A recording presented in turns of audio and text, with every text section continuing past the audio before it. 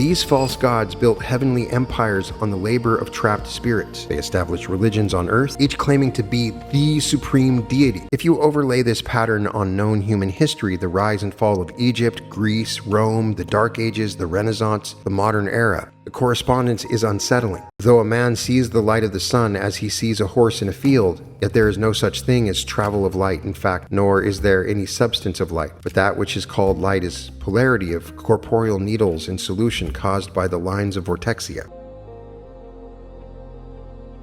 Welcome to the Reality Revolution. I'm your host, Brian Scott, and I'm beyond excited because today we're finally going to do a deep dive on Oahspe, one of the most fascinating books ever written that was mentioned in the Law of One material. That's the only reason I know about it. It's a 1,500-page gigantic book. It took me years, but I have finally read the book, and now we're going to do a deep dive on everything it says, and it is fascinating.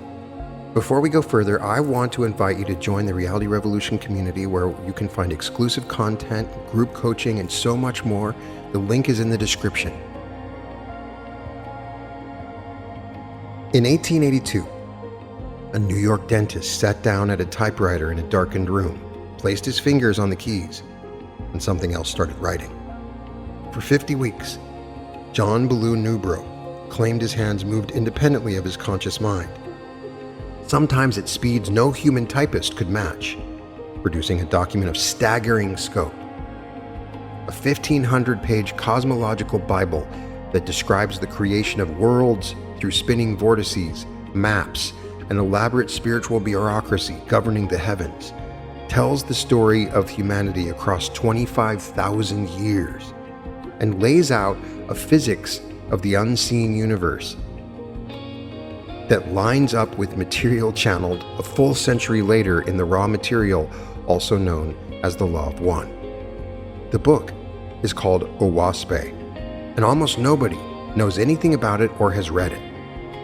So today I'm going to crack open this 1,500-page cosmic encyclopedia and walk you through what it actually says, because some of it is going to challenge everything you think you know about how the universe works, where you go when you die, and why certain spiritual forces have been steering the course of human civilization for millennia.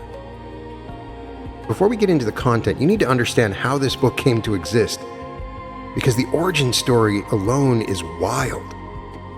Ballou Newbrough was a practicing dentist in New York City. He was also deeply involved in the spiritualist movement, seances, mediumship, all of it. But Newbrough became disillusioned. He felt the seances were shallow, parlor tricks. He wanted something deeper, real cosmological revelation. So he did something unusual. He committed to 10 years of purification. He became a strict vegetarian. He fasted regularly. He practiced what he called lifting the spiritual, basically dedicated meditation and prayer to raise his vibration high enough to become a vessel for higher intelligence. And then in 1881, he says a voice told him to buy a typewriter, which by the way was cutting-edge technology in 1881. Sit in a dark room before dawn and let his fingers move.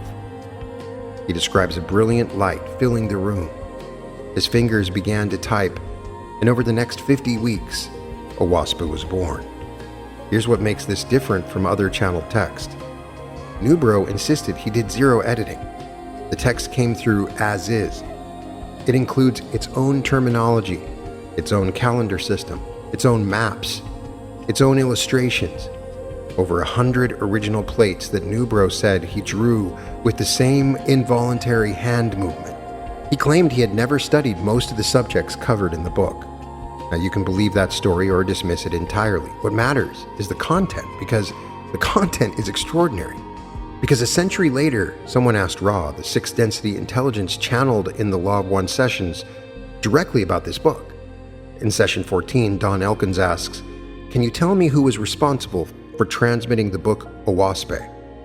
And Ra's answer is remarkable. Ra says, "This was transmitted by one of the Confederation social memory complex statuses, whose idea, as offered to the Council, was to use some of the known physical history of the so-called religions or religious distortions of your cycle in order to veil and partially unveil aspects or primal distortions of the Law of One. All names can be taken to be created for their vibrational characteristics. The information buried within has to do with a deeper understanding of love and light and the attempts of infinite intelligence through many messengers to learn those entities of your sphere. Let that sink in. Ra is saying that Oahspe was transmitted by a member of the Confederation, the same alliance of positive higher density beings that Ra belongs to. Ra is saying that the information buried within Oahspe has to do with a deeper understanding of love and light. Ra is saying that the book was approved by the Council of Nine as a strategy for partially revealing the Law of One to humanity. That's extraordinary, and it means Don Elkins, the physicist who conducted the Ra sessions, had already read Oahspe. He was already familiar with its concepts. In fact, he uses Oahspe as a reference point throughout the Law of One sessions, testing its claims against Ra's answers.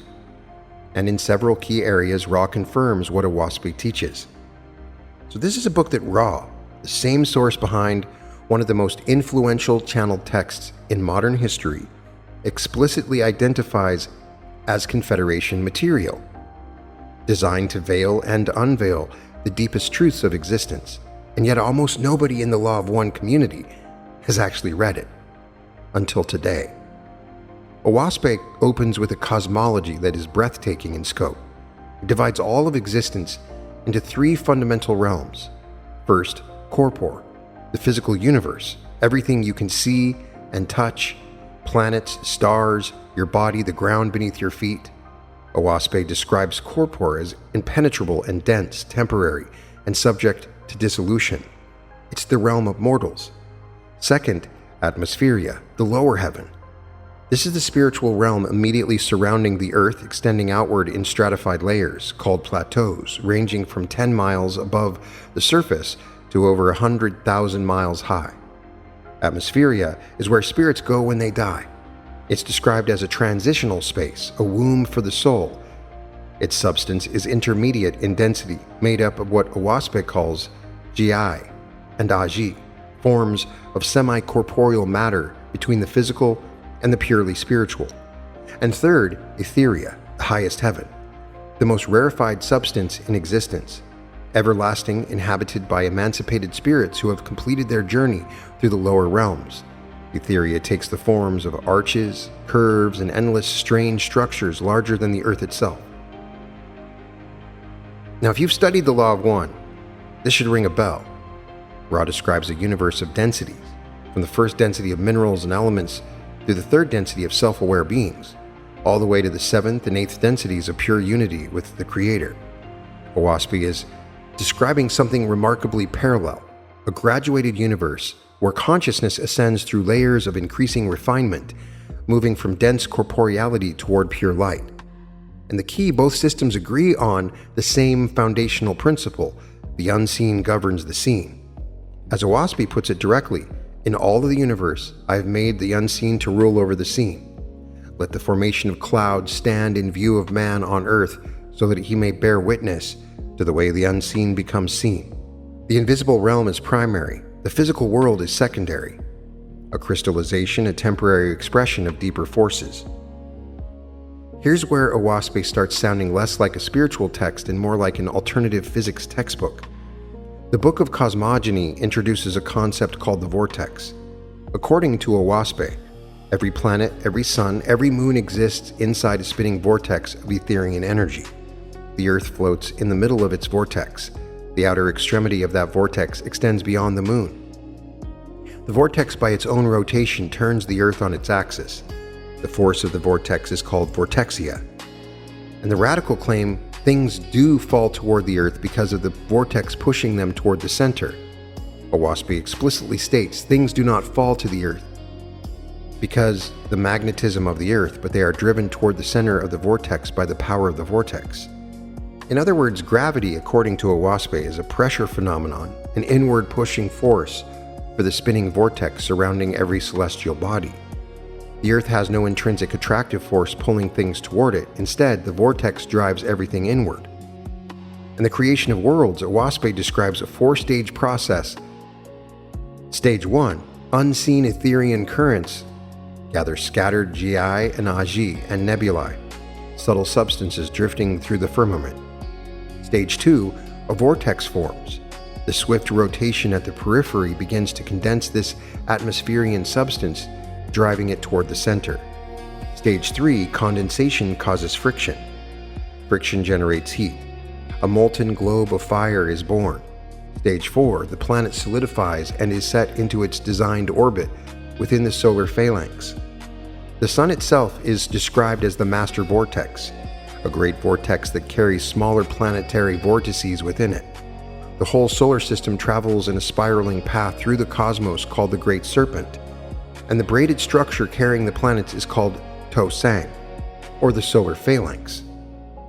Oahspe says that Etherian worlds, the highest heavenly realms, pass right through physical solar systems without disturbing them. They occupy the same space at different densities. If that sounds familiar, it should, because Ra says essentially the same thing. Higher densities of existence interpenetrate the lower ones. You're sitting in multiple dimensions right now. You just lack the perceptual apparatus to detect them. Buried inside Oahspe's cosmogony are specific scientific and philosophical claims that had absolutely zero business appearing in a book written by a dentist in 1882. Let's start with the most radical one. Oahspe says, without hedging, that heat is generated locally independently of the sun. Here's the passage. By vortexia, the earth was formed as a ball of fire. By the same power, the warmth of the surface of the earth is manufactured to this day. Do not think that heat comes from the sun to the earth. Heat does not come from the sun to the earth. In this matter, mortals still dwell in part in the superstitions of ancients who believed all things came from the sun. According to Oahspe, each planet manufactures its own warmth through the friction generated by its vortex. The sun is simply the master vortex, the central engine of the solar phalanx, but it is the local vortexian action around each planet that produces heat at the surface. The book goes even further, saying that if the sun were suddenly removed, the master vortex would instantly create another one. Now, is this scientifically accurate by modern standards? That's debatable. But what's remarkable is that Oahspe is challenging the Newtonian model of solar radiation at a time when that model was virtually unquestioned. It's proposing a field-based pressure-driven physics decades before field theory became mainstream. Oahspe says that light is stationary, a local phenomenon of polarization. The book states, though a man sees the light of the sun as he sees a horse in a field, yet there is no such thing as travel of light, in fact, nor is there any substance of light. But that which is called light is polarity of corporeal needles in solution caused by the lines of vortexia. Oahspe describes atmospheric gases assuming the form of tiny needles. On the side of the Earth facing the sun, these needles are polarized and aligned. And this polarization is what we perceive as light. On the dark side of the Earth, the needles are in confusion, and that confusion is what we experience as darkness. The book even says that when scientists measure as the speed of light is actually the time it takes for those needles to polarize, a cascading alignment like dominoes falling in sequence rather than a particle traveling through space. And then there's the snowflake. Oahspe uses the snowflake as evidence of this invisible structure. It says Jehovah caused vapor to freeze and fall as snow, specifically so that humanity could see the matrix in which atmospheric substance is molded. The hexagonal geometry of a snowflake, according to Oahspe, is a visible signature of the vortexian needle structure that permeates the atmosphere. The Book of Cosmogony discusses what it calls vortexia manifesting through iron wires as electricity. It describes the phenomenon of electrical current flowing through conductors, and in editorial footnote, the modern editors of Oahspe point out that this passage references electron-like behavior 15 years before electrons were discovered by J.J. Thomson in 1897. The text even describes vortexia as being capable of carrying what it calls infinitesimal particles along in a current, a description that maps remarkably well onto what we now understand as electron flow. Oahspe uses the phrase the fourth dimension. In 1882, the Book of Ben describes a force called ooze, the principle of dissolution and return, and Oahspe declares, "I am the fourth dimension, the vanishment of things to the unseen." This is 23 years before Einstein published his theory of special relativity in 1905, and decades before the fourth dimension entered common scientific vocabulary. Oahspe is using the concept to describe how corporeal matter dissolves back into unseen substance, a dimension of vanishing of return to spirit. And then there's the lost continent. Oahspe includes a map, an actual map drawn by Newbrough's involuntary hand, showing the outline of a submerged continent in the Pacific Ocean called Pan, also called Waga. According to Oahspe, Pan was the original homeland of the first spiritual races of humanity, and approximately 25,000 years ago, Jehovah commanded its submersion beneath the waves, an event the text identifies as the historical basis for the biblical flood and the deluge myths found in cultures worldwide. The submersion of Pan is described in staggering detail. Etherian ships of fire surrounded the continent. Angelic hosts were deployed, 5 guardian angels for every single mortal on the continent. Birth blankets were prepared to receive the spirits of the dying. Over 24 billion spirits had to be processed and relocated, and the false gods and goddesses who had set up their kingdoms on Pan were trapped behind a wall of pillars of fire, preventing them from escaping to other continents. Now, the idea of a lost Pacific continent was virtually unknown in 1882. The concept of Lemuria had been proposed by zoologist Philip Sclater in 1864, but as a hypothetical land bridge in the Indian Ocean to explain lemur distribution. It had nothing to do with a sunken civilization. James Churchward's popular books about Mu, a lost Pacific continent, were published in the 1920s and 1930s, 40 to 50 years after Oahspe. So Oahspe appears to be the earliest detailed description of a submerged Pacific civilization in modern Western literature. And then there's the prophecy engine. The Book of Cosmogony and Prophecy lays out a mathematical system for predicting the rise and fall of civilizations. It divides time into Danha cycles of approximately 3,000 years, each subdivided by lesser dawns. And it provides specific numerical sequences: 11, 33, 66, 99, 100, 200, 400, 666, 333, 500, 600, 365, that correspond to periods of war, peace, spiritual awakening, and decline. Oahspe says, "The prophets of old divided time into cycles of 3,000 years with slight variations, and they found that at the beginning of these periods of time, a certain impulse came upon the people, causing them to try to be better and wiser. The scale then rises for 400 years, more or less, and after that, wars and epidemics come upon the people. They then begin to decline, especially in virtue and peace, but the general intelligence suffers little for about another 600 or 700 years, after which time they destroy their libraries and records and reduce themselves to ignorance and vice." This is describing a predictable wave pattern of civilization: rise, plateau, decline, destruction of knowledge, darkness, then rebirth. And it claims this pattern is driven by the Earth's passage through regions of Etherian light and Aji darkness in its orbital path through the cosmos. The cycle is as regular as the tides. If you overlay this pattern on known human history, the rise and fall of Egypt, Greece, Rome, the Dark Ages, the Renaissance, the modern era, the correspondence is unsettling. Oahspe tells an origin story for humanity that's unlike anything in conventional religion, and yet echoes themes across ancient mythologies. It begins with Simu, a primordial substance described as commingled earth, air, water, and heat, a kind of protoplasm. During what Oahspe calls Semuan Age, the earth traveled through a dark region of the firmament, and this substance covered the planet. Then came what the text calls the quickening, Jehovah's presence igniting this primordial soup into biological life. Every living thing was created new upon the earth, each after its own kind. Oahspe is explicit on this point. It quotes the Creator saying, "Each living thing I created new upon the earth, each after its own kind." The first humanoid race was called Asu, the animal man born of the Simu, upright, but without speech, without spiritual capacity, and without the possibility of eternal life. Asu was wholly of the earth, destined to return to the earth completely upon death. Then comes the pivotal moment, what the text calls the cosmic descent. Millions of angels descended to the earth from the heavens. They were told to enjoy the world but warned against partaking of the tree of life, which Oahspe clarifies means procreation.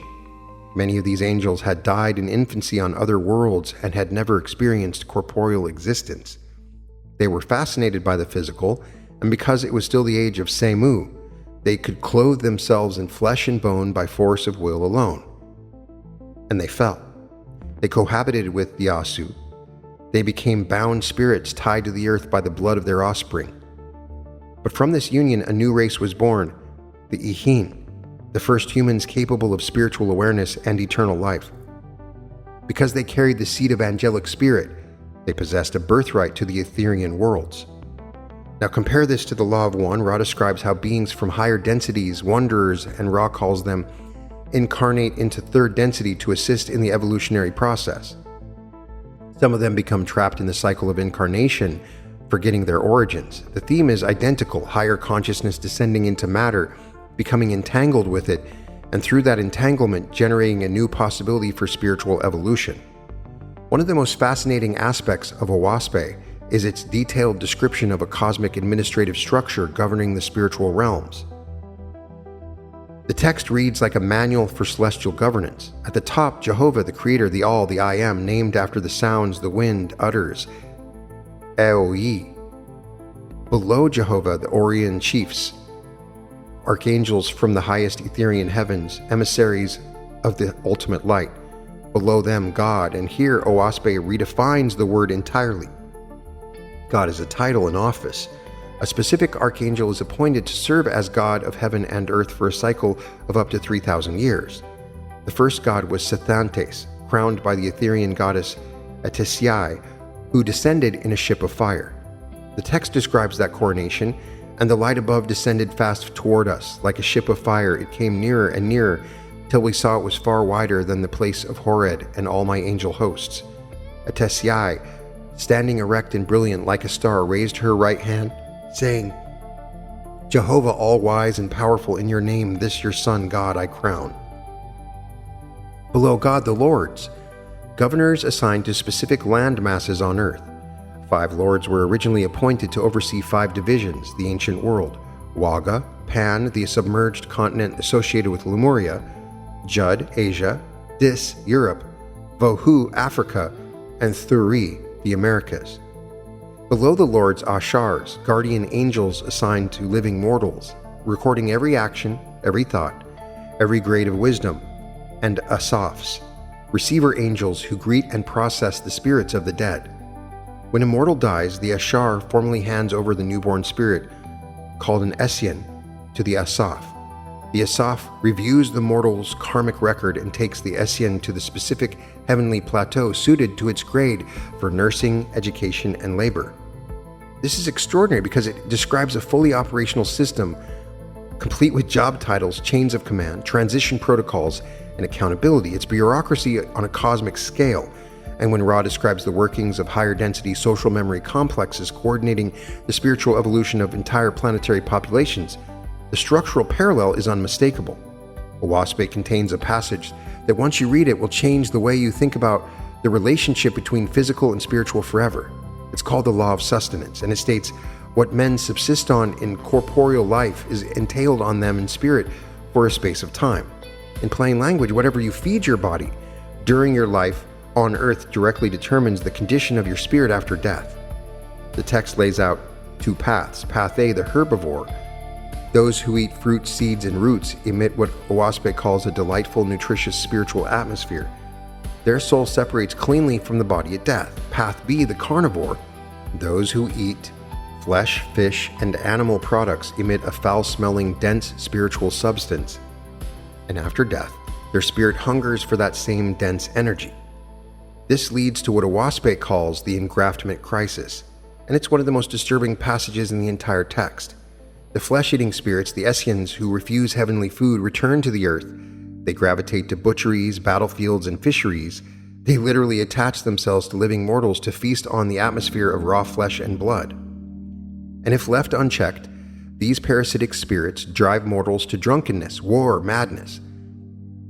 The solution described in Oahspe is equally dramatic. Specialized angelic physicians must be dispatched to physically sever the bound spirits from the mortals and force them into quarantine, a 50-year quarantine during which the spirits are forbidden from returning to their earthly families until they lose the desire to engraft. And during this quarantine, the spirits are put to work, weaving fabrics, spinning, building ships. Food is only given to those who labor. It's a heavenly rehabilitation program. Oahspe is explicit. Charity alone is powerless to raise a soul. Endless handouts without labor keep a spirit in bondage. Now remember, Newbrough, the channeler of this text, was vegetarian, so it's possible that his subconscious predilection towards vegetarianism influenced this part of the text. Everything in Oahspe operates on cycles, and the master cycle is called Dan-ha. Approximately every 3,000 years, the Earth passes through a region of extreme Etherian light. During these windows, these cosmic seasons, the old systems are swept aside and the new ones are established. These are the harvest times. Etherian ships of fire descend to collect what Oahspe calls the brides and bridegrooms, souls who have been fully educated and rehabilitated in the lower heaven. They ascend to the highest heavens during these Dan-ha windows, and only during these windows. Souls can only ascend during these strict cosmic openings. Between the major Dan-ha cycles are lesser cycles, dawns, occurring at intervals of 200, 400, 500, or 600 years. These bring smaller influxes of Etherian light. And between the dawns, periods of darkness, agi, thick semi-corporeal substance that settles over the earth and its heavens, causing spiritual decline, war, famine, and chaos. Does this sound familiar? Because Ra describes an almost identical system. The 25,000-year major cycle, the harvest, the idea that souls can graduate to higher densities during specific cosmic windows. The concept that planetary conditions oscillate between light and darkness based on cosmic positioning. Even the language overlaps. Ra used the word harvest constantly, so does Oahspe, published 100 years earlier. And the direct confirmation in session 17 of the Law of One, Don Elkins puts the question to Ra point blank. He says, in the book Oahspe it states, if an entity goes over 51% service to others and is less than 50% service to self, then that entity is harvestable. Is that correct? Ra's answer, this is correct if the harvesting is to be for the positive fourth dimensional level. Ra then goes further, explaining that for the negative harvest, service to self, an entity must reach 95% dedication to self and only 5% to others. The negative path requires near total commitment to domination.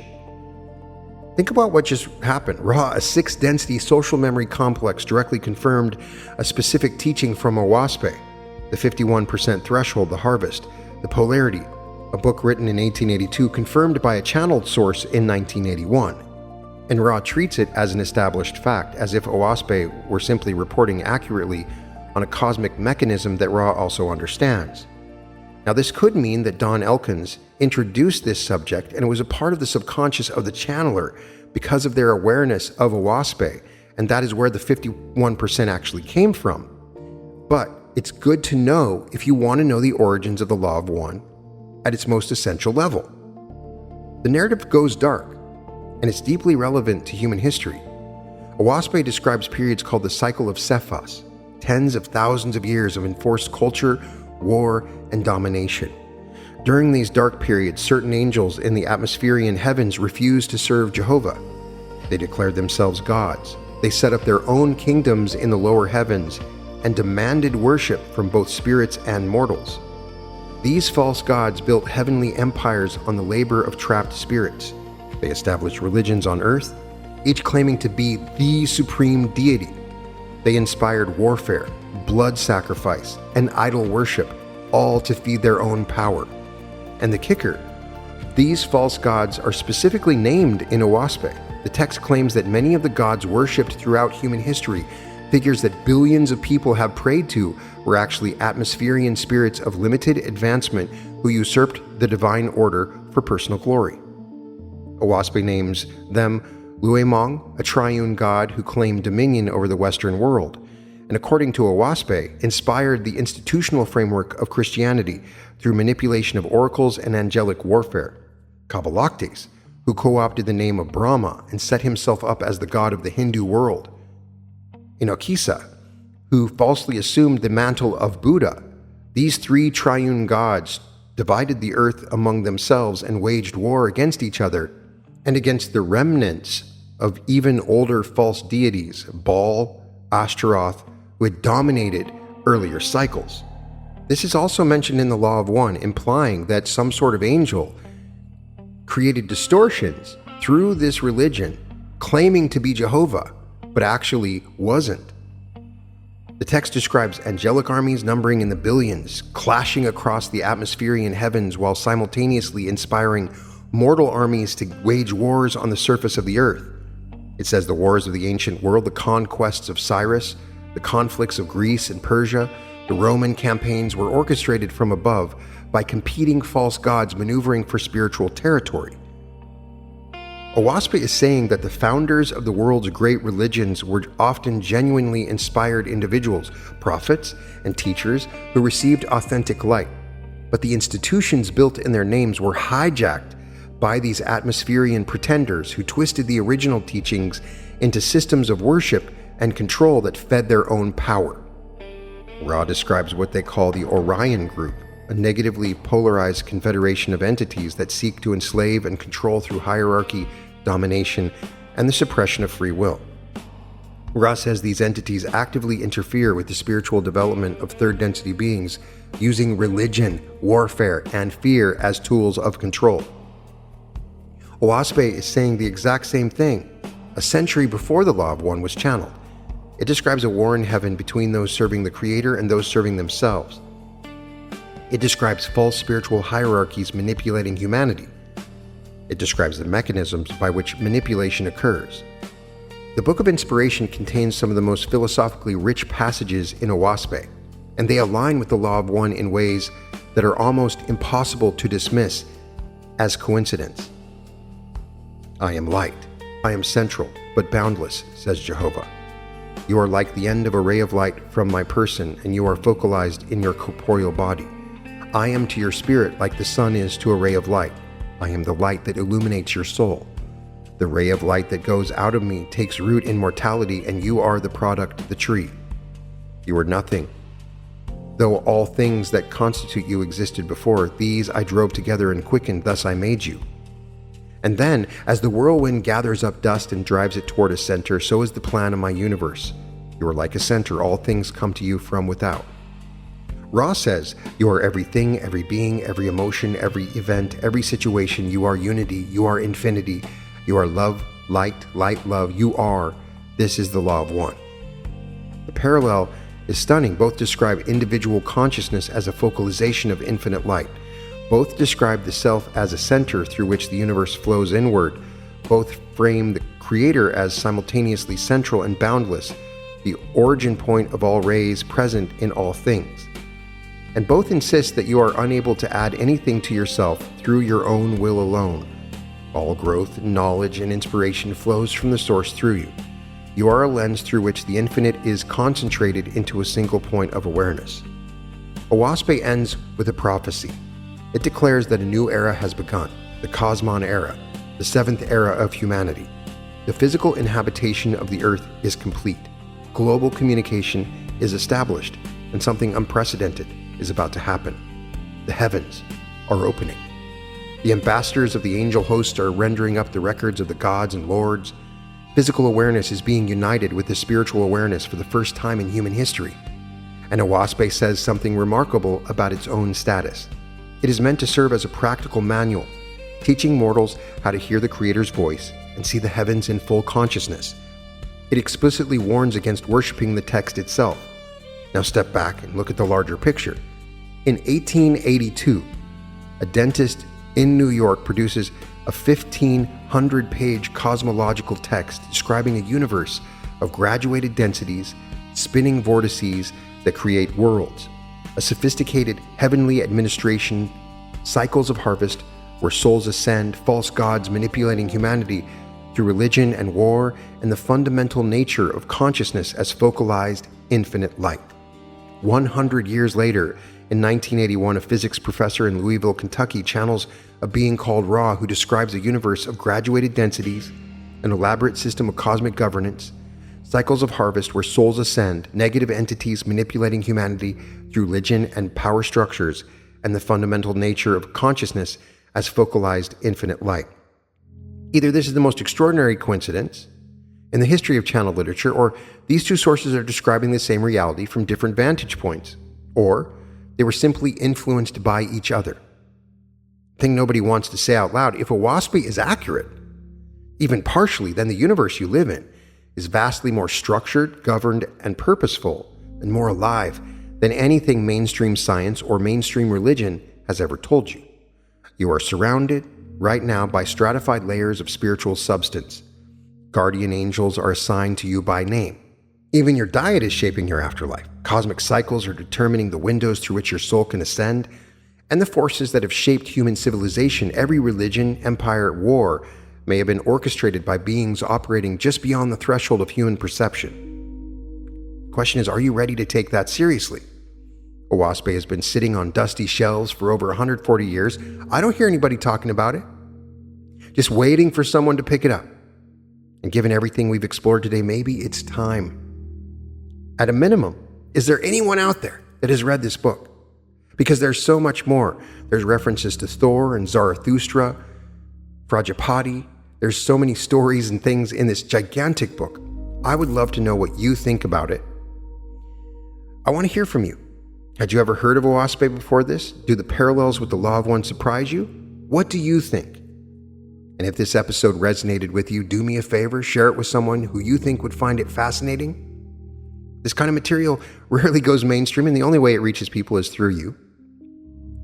I think it's possible. I think it's interesting. I think it's fascinating. We live, as Ra explains, in the law of confusion. We're not necessarily meant to know, but books and material like this seem like maybe, just maybe, they open up a crack into the universe that's all around us. You can find all episodes of The Reality Revolution at therealityrevolution.com. And welcome to The Reality Revolution. You're cordially invited to an amazing 3-day event I'm hosting at the Hilton in Anaheim. This 3-day event is designed to create the most profound transformation that you could ever experience. I have developed a unique and powerful technique based upon the physics of retrocausality that, when utilized over 3 days, completely fundamentally changes the very fabric of your reality. Each time we've hosted these events, we've gathered new information, and it has become so expansive, so amazing, so evolutionary. I can't wait for you to join me in Anaheim. For 3 days, you will undergo a completely profound process. On the first day, we will activate your pineal gland, opening a stargate which allows you to access information and to see into dimensions and timelines you were unable to see before. So on the second day, I take you into a teaching where I show you how to navigate this new version of you. I show you how to remember into your future from these downloads of your future self. And then on Sunday, we do a specific teaching on large sums of money by accessing that future version of yourself where you receive large sums of money on a regular basis. We open your heart to love, where you can manifest the truest, most profound, perfect love in your life. Well, I cannot wait to see you there. It's going to be amazing because this is only 20 minutes from my home, so I can bring my artwork, equipment. I'm able to do so much more than any other event, and I want to share it with you, so I hope to see you there. Anaheim, July 24th through the 26th.